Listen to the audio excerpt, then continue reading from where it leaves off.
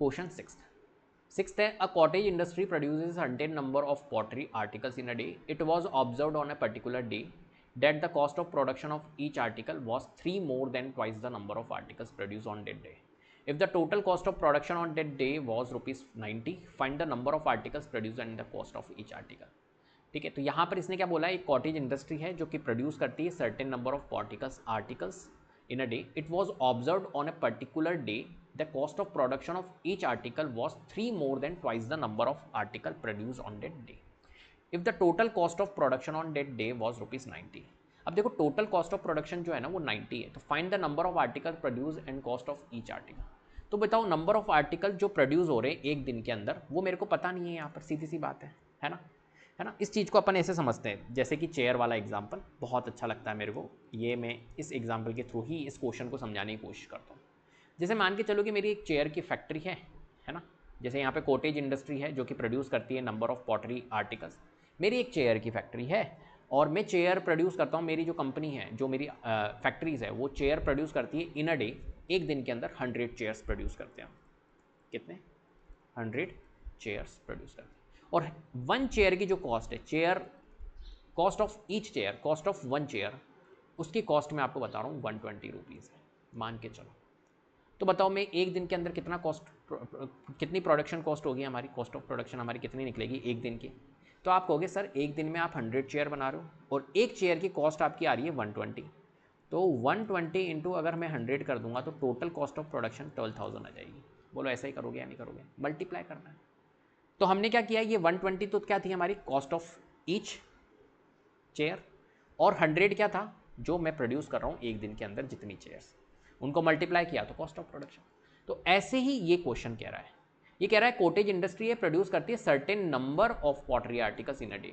तो हमारे को पता नहीं है नंबर ऑफ पॉटरी आर्टिकल्स कितने प्रोड्यूस कर रही है एक दिन के अंदर, नहीं पता. लेट कर लेंगे हम x. It was observe on a particular day that the cost of production of each article was 3 more than twice the number of article produce on day. इसने कहा है कि देखा गया है कि जो कॉस्ट ऑफ प्रोडक्शन है हर एक आर्टिकल की, वो कितनी है, 3 more than twice the number of article produce on day. Right, तो देखो कॉस्ट ऑफ ईच आर्टिकल और number of articles in a day, number of article produced in a day और कॉस्ट ऑफ ईच आर्टिकल, इससे बनती है हमारी क्या, इससे बनती है हमारी टोटल कॉस्ट ऑफ प्रोडक्शन.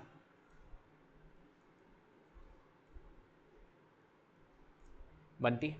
तो number of articles in a day मैंने ले लिया एक्स, ले लिया कि एक दिन में मान के चलिए कि इतने आर्टिकल्स प्रोड्यूस होते हैं. और कॉस्ट ऑफ ईच आर्टिकल इसने बोला 3 more than twice the number of articles, hint दे रखी है.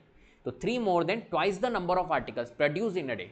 तो एक दिन के अंदर एक्स आर्टिकल प्रोड्यूस हो रहे हैं, तो ट्वाइस करेंगे अगर उसका तो 2x हो जाएगा, और 3 more than भी है तो 2x + 3 हो जाएगा. ये आएगी cost of each article 2x + 3. और इनका ही जो प्रोडक्ट होगा वो किसके इक्विवेलेंट होगा, वो होगा ₹90 के. टोटल कॉस्ट ऑफ प्रोडक्शन जो है वो 90 रुपीज़ है. जैसा हमारा निकला था यहाँ 12,000, वैसे यहाँ पर 90 गिवन है क्वेश्चन में, तो इनका प्रोडक्ट ही तो 90 है, तो लिख दिया हमने. कुल मिला के समझ में आ गई होगी आपको, रफली हमने कर लिया है. चलो लेट करेंगे, क्या लेट करेंगे, क्या लेट करेंगे, number of articles. Let the number of articles produced in a day be, यहाँ पे कर लेते हैं यार, B X, then cost of each article will be, कितना हो जाएगी, 2x + 3. ठीक है, अकॉर्डिंग टू क्वेश्चन. चलो तो अपन बना लेते हैं फटाफट से. क्या बनेगी हमारी, x × 2x + 3 = 90. ये इक्वेशंस हमारी बन रही है. कर लेते हैं इसको सॉल्व. तो x × 2x कितना हो जाएगा, 2x², x × 3 ये हो जाएगा हमारा 3x, और यहाँ पर है 90. 2x² + 3x, 90 को ट्रांसपोज कर दो, -90 = 0. तो ये हमारी एक क्वाड्रेटिक इक्वेशन बन गई. अब इस क्वाड्रेटिक इक्वेशन को सॉल्व करना है हमें, सिंपल, राइट. तो अपन इसको सॉल्व कर लेते हैं. यहाँ से मैं इसको हटा रहा हूँ, है ना, गैप स्पेस बनाने के लिए, राइट. चलो बहुत ध्यान से समझना। देखो ये हमारी इक्वेशन बन के आई है। अब मुझे एक बात बताओ कैसे करते हैं middle term splitting? Quadratic equation है, मिडिल टर्म स्प्लिटिंग का हेल्प करेंगे। तो यहाँ पर एक्स स्क्वायर का कोफिशिएंट 2 है, तो 2 को मल्टीप्लाई करेंगे 90 से, तो हमारी कितनी आ रही है 180। मतलब ऐसी दो वैल्यूज़ जिनको मल्टीप्लाई करने पर मेरा कितना है 180 और प्लस या माइनस करने पर कितना आए मेरा 3। बताइए ऐसी कौन सी दो वैल्यूज़ हैं? तो ऐसी दो वैल्यूज़ के लिए मुश्किल है, राइट, पता करना। तो आप एक काम करो, 180 को फैक्टराइज करो। ये 180 को हम क्या लिख सकते हैं? देखो यही 2 × 90 की हमने किया था, तो 2 × 90 लिख सकते हैं। और फिर इसको भी हमने देखा 10 × 9 और ये है 2। अब देखो करके कुछ बन रहा है क्या? 10 और 9 2 जा 18, 10 और 18 से बन रहा है क्या 3? नहीं बन रहा है। इसको और तोड़ दो, 3 × 3 में 2 और 10, इससे देखो 10 2 जा 20, 3 3 जा 9, 3 2 जा 6 और 10 3 जा 30। किससे बनेगा? 2 × 5 कर देते इसको, 2 × 3 × 3, 5 2 जा 10 और 10 2 जा 20, 3 3 जा 9, 2 2 जा 4, 4 3 जा 12 बन गया। 2 2 जा 4, 4 3 जा 12, तो 12 बन रहा है। और 5 × 3 15, 15 और 12 का डिफरेंस होता है 3, 12 और 15, और 15 में से अगर मैं 12 माइनस करूँ तो 15 और 12 बन रहा है, राइट। तो कर लेंगे 2x² प्लस 3x को क्या लिख सकते हैं? 15x में से 12x माइनस करो और यहाँ है माइनस का 90 = 0। क्या मेरी बात समझ में आ गई? ठीक है, बस इस तरीके से अपने को मिडिल टर्म स्प्लिटिंग का यूज़ करना है, बहुत ईजी है। अब देखो यहाँ पर अगर देखें तो 2x² और कॉमन लेते हैं अपन यहाँ पर, 1 मिनट ये पूरी लिख लेता हूँ मैं यहाँ पर, 2x² plus 15x minus 12x और माइनस 90 = 0।